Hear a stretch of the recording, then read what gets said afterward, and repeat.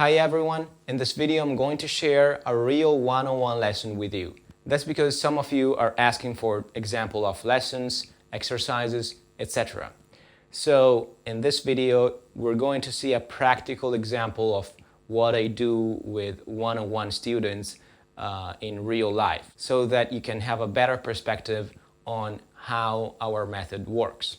Before getting into the video of the real lesson, I just want to explain you a little bit about the situation that you're going to see, because that's a very specific situation.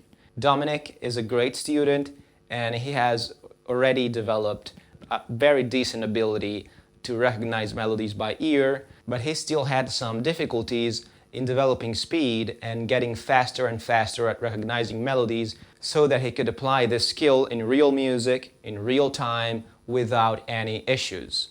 So that's the specific problem that we're going to see and to face in this lesson that I did with Dominik. We are going to specifically address the issue of developing speed in recognizing melodies. And as you're going to see in this lesson, after testing Dominik's skills, we were able to find a very specific reason why Dominik wasn't really progressing as expected in this area. And this issue that Dominik was facing was due to a very specific detail in Dominik's thought process that you're going to clearly understand by watching the rest of this video. Then, after understanding the specific issue that was holding Dominik back, we also talk about a specific practicing strategy to adopt in order to overcome that issue. So, last important thing before getting to the real lesson is that I want you to be aware that I'm going to get a bit technical in this one-on-one lesson because Dominik knows our approach, our method really well. He has subscribed to the course a few months ago, so he knows all the terminology that we usually use in the method, and I was comfortable using these terminology with him. But if you are just starting out with our approach, if you don't know much about our approach, I really suggest you watch a very thorough video I made about how to recognize melodies by ear that will really explain to you all the terminology that we're going to use in this one-on-one lesson. You can find the video about how to recognize melodies by ear up here or in the description section below. And beside the aspect of understanding the terminology, that video is really helpful if you're just interested in recognizing melodies by ear, in playing by ear, and in ear training in general. So I really suggest you watch it anyway. So thanks to Dominik that gave us the permission to share this one-on-one lesson. I hope you enjoy this piece of content, and I think it will be really helpful to you. Correct me if I'm wrong. Do you think you're already able to apply some of the skills in real music without many issues, or? Yes, to a better and better extent. Okay, it's harder with melodies. It's hard for me to figure out a melody, and I would have to literally stop the audio and maybe think, and then I can guess some portions of it. And if there is like a familiar pattern that I know, like a beginning of a song that I know, then I can instantly recognize, for example, 5/1. Okay. But with chords it's getting better, and obviously maybe not exactly in real time, and depending on the complexity of the progression, but I can see better and better results. And if I have progressions like, I don't know, 1/7 or 1/7/5/1, something like this, then I'm in most cases capable to figure them out. You were talking about specifically issues with the exercises in Unit 7, the memory dictation. Right? Yes, this is really hard. You have difficulties in which folder?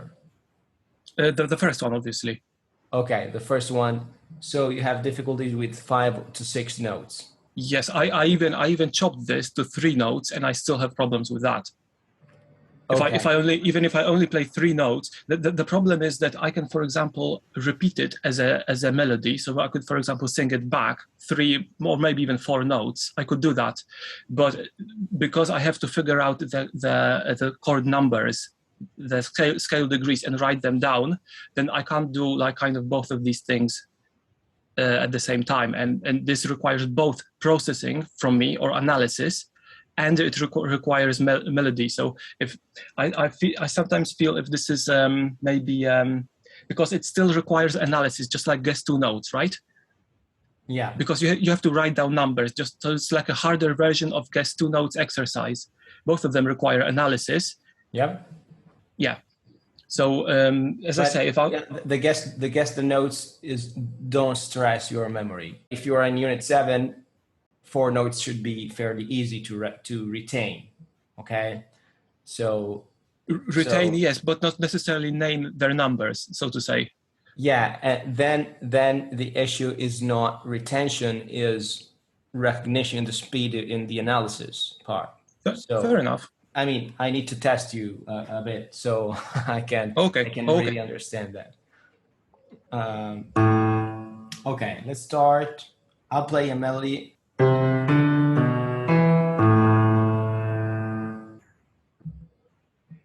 Certainly, the last one is the root. The rest I would have to think. Okay, can you sing it? La la la la la la la. Can you sing it back again? Sorry. La la la la la. It was like that. Sorry. La la la la. Okay. Listen to this. Focus your attention on the first note. Okay. On the first note. And in particular, the first note, but also all the other two. But try to really remember the first note better than the other. Okay. Okay.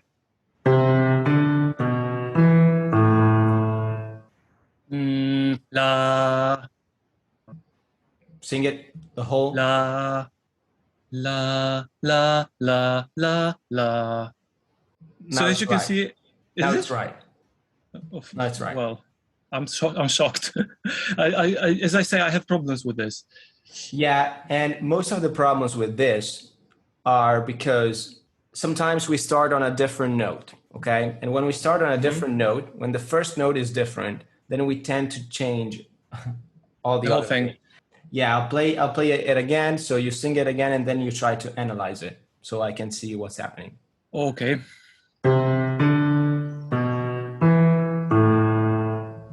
La la la la la. La la la la la. Okay, yeah.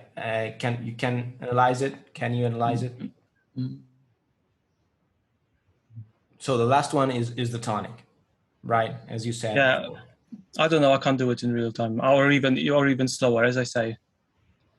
Okay, this starts to be difficult. 5 notes is not that easy, but I think you can do it. So let's try to go note by note.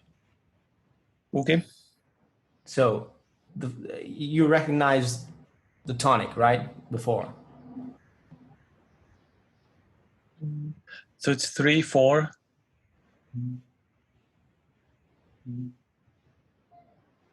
Yeah, it's 3, 4. 2, 5, 1. Great. So, yeah. But you can see how impractical this is, considering how long it's taken me, right? So I had to think of each note, and I know that each note has its sound, and I can, but it takes me too long to kind of feel the sound of each note. I don't know why you thought you weren't able to recognize the melody, and then after 20 seconds you recognized it. So I had to literally stop and think of every note for maybe a second or two, and then I would just kind of get its sound. Yeah. The thing here is that I need to test a bit more of your recognition and analysis skill. Okay. So okay, no problem. Because Yeah, you have a few memory issues, but not that much because you retained 5 notes. It's not a huge problem right now, memory. But okay, let's do this. I'll give you a tonic note, okay? And then I'll Yes. play a note and I ask you to recognize it. And then I'll play another note and I ask you to recognize it. And then I'll play another note, okay? And we'll do like that, like a melodic dictation. Yes. This is the tonic. Can you sing the scale? La la la la la la la la la la la la la la la la. Okay. Great. So 4, 2, 6, 3. it's still slow. It's still a bit slow. It's still a bit slow, especially in the second. When I played the second, there are a few things that you can do to improve that, especially in feeling the sensation of movement that the chord that the notes have. Okay, so I mean it's not bad. You can recognize them correctly without any problem, but we need to get a bit more intuitive on that. I'm not thinking of the scale. It's not that. It's just I'm thinking of the color of the note, and I don't get it instantly. I wasn't thinking about, like, I wasn't counting the steps or anything. It's just literally just thinking about the color of this note, and I don't get it instantly. But I have to, like, kind of. Okay, I understand, but probably it's not. Well, it's a combination of the two things. Okay, so the color of the notes, for example, when I play, I instantly, to my mind, instantly come. I'm not thinking of it. I'm not thinking of the scale, but my mind does that without, because I feel the sensation of movement that this note wants to solve on the root, on the tonic again. Okay, so and I don't have to, oh, what color is it? No, this step is not involved. Okay, and if you have to do that step, of course it will take 1 second to do that step, and it's not immediate. And what you want to achieve is getting immediate. Yes. So it's an advanced skill. Okay, it can be done, but you need to be very, very aware of small details like that. Okay, if you want to do that, it's what you're doing is not wrong. It's great, but the color of the note also involves feeling its sensation of where it wants to go. The sensation involves the sensation of movement. So this tends to go there. Like if I play this, it's a harmonic, becomes an harmonic minor scale. So I can feel, I can recognize it immediately because, oh, that's it. Singing the scale in your head is not always a bad thing, okay? Because it's also involved in the first mechanism. I divide them because it's clear to be explained in, like, first mechanism, you feel the color of the note. You don't have to think of the scale. Second mechanism, you have to think of the scale. But in the real world, they kind of fuses together. It's not, there's no clear separation. So you don't really understand what's happening here. There's no way. It's too complex. So it's fine. Try also to adopt the second mechanism. Okay, it also helps in feeling the sensation of movement better. Okay, because if you just focus, if you ask, what color is that, you can kind of focus more on the static sensation of the note. Okay, I don't know if that makes sense. Whereas if you think of the scale, if you think of the scale and if you think of going back to the tonic, okay, you are forced to think in movements terms, okay? You are forced to feel the sensation of movement. If you focus if I play this is tonic, okay? If I focus on this note, I can forget about the tonal center for a millisecond, okay? I can forget about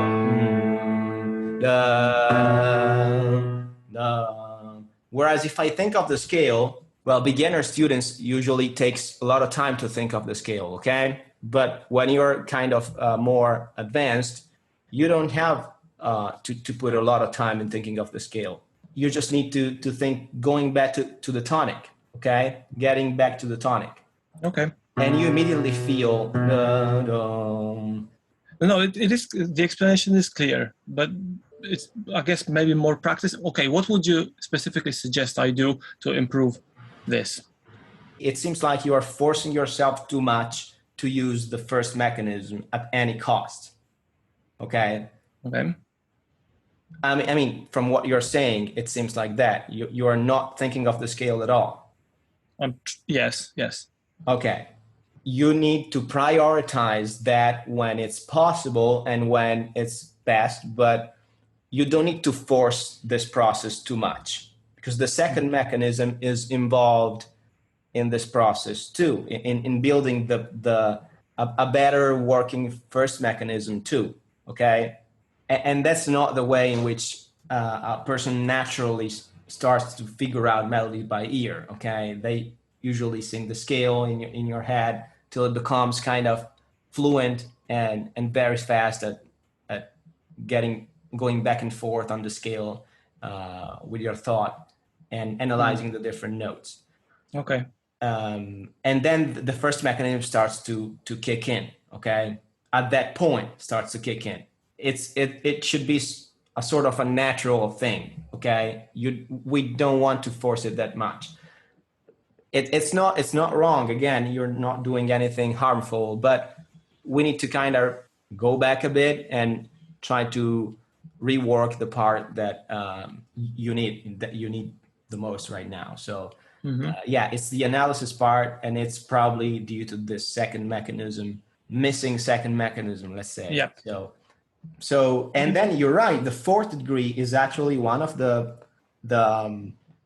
most difficult, because it's not clear where it wants to go. That's not very obvious. But again, you can use thinking of the scale in order to avoid that. That's the way. Let me tell you. That's the way I learned to recognize the fourth degree in major key of the major key by always thinking of okay. Okay, I find now when it's played, most of the time I can tell because my mind does that automatically. Okay, so it's a combination of the second and first mechanism that really helps you in kicking in the speed.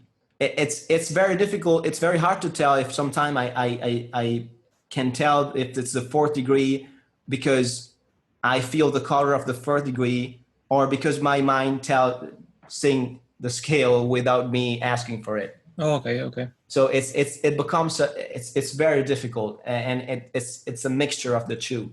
That's why I'm saying that it should happen somehow naturally. That by using the second mechanism, at a certain point, the first mechanism starts to kick in. Yeah, I hope that makes sense. Now it's much clearer. Yes. So when let's say that somebody plays 3 and then 6, so you know, let's say that you've identified that it's 3 quickly, and then so you go up to 6, so you go like 4 steps to 6, or you hear 6 and then you go 2 steps up to the root to figure out if it's 6 or 5, for example. Do you use the reference of a previous note, or do you do each one separately? Well, it's not that rational. I mean, it's not. But in practice, how would that work in practice? I really it's sometimes I can't tell. You know, it's okay. It's really hard to tell. So for sure, if you hear and you recognize like second 1, oh, that's second 3 1. Okay, it's clear that's I'm thinking of the second in order to recognizing the 3 2. Okay, But if the jump is bigger, then of course I don't know, probably I will do like the first thing you said. Then I will think of, okay, 6, I will go up to the tonic, and the third I will go down to the tonic. But maybe I don't even need to think about the scale. I don't know. It's so yeah, I understand your concern, but if you use that, if you introduce that in your process, it will happen automatically to develop these kind of shortcuts. Okay, I'll make it my top priority. So yeah, and this is it's counterintuitive. You see, it's counterintuitive because you say, oh, well, how can I, by thinking of the scale, can I reduce the time? Yeah, exactly. That was my thinking. And now I remember where I explained that in real music we're not using only the first mechanism. It's right and the first unit. And I exactly. It's okay. Listen, but because of the sheer amount of the material in the course, it is possible that I just omitted it, or maybe I just didn't have. I suggest you rewatch it, because I literally make this very specific explanation where I say that in real music you always use a combination of the two mechanisms, because that helps to really also have different point of reference, as I said before. So you recognize 2, 1, and then the 2 can become the new point of reference for the 3, and that's explained in the first unit. So when I explain the perceptual mechanisms, when they explain after that, I clarify that. So it's counterintuitive, but it works better than the first mechanism alone. All right. For these kind of very small detail of it that are counterintuitive, but it's how real life is. Right. Thanks for clearing this up. So I kind of do the same exercises, but in a different way. Yeah. It's always how you do them. It's not.